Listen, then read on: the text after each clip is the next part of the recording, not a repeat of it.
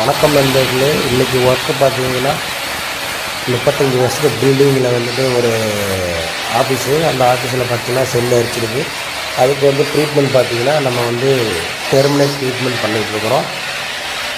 இது வந்து பார்த்திங்கன்னா முதல்ல வந்து நம்ம ட்ரில் பண்ணிவிட்டு ஓஸ் போட்டுட்டு அதுக்கப்புறம் கெமிக்கல் வந்து இன்ஜெக்ஷன் முறையில் நம்ம வந்து அந்த ஓஸில் கெமிக்கல் செலுத்துவோம். அதுக்கப்புறம் பார்த்திங்கன்னா நம்ம வந்துட்டு கெமிக்கல் இன்ஜெக்ஷன் முறையில் செலுத்திட்டு அதுக்கப்புறம் ஒயிட் சிமெண்ட்டில் கெமிக்கல் மிக்ஸ் பண்ணி நம்மளோட ஒர்க்கை ஸ்டார்ட் பண்ணுவோம்.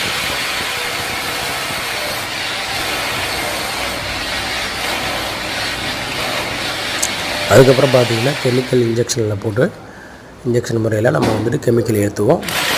அதுக்கப்புறம் ஒயிட் சிமெண்ட்டில் வந்துட்டு நம்ம கெமிக்கல் மிக்ஸ் பண்ணி பட்டி பார்த்து ஃபினிஷ் பண்ணி முடிச்சிடுவோம். இதெல்லாம் முடித்ததுக்கப்புறமா நம்ம வந்து டீசலில் வந்து கெமிக்கல் மிக்ஸ் பண்ணி அடிப்போம். அதை அடித்தா தான் 48 மணி நேரத்துக்கு அந்த வாலில் வந்து நல்லா ஊறி போயிருக்கும்.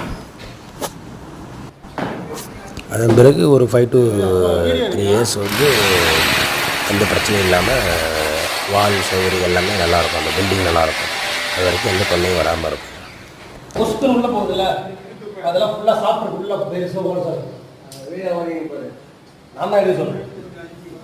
புதுசு புதுசாக செய்கிற இடத்துல எடுத்துருவேன். அப்டேட் பண்ணிகிட்டே இருக்கேன் யூடியூப்ல.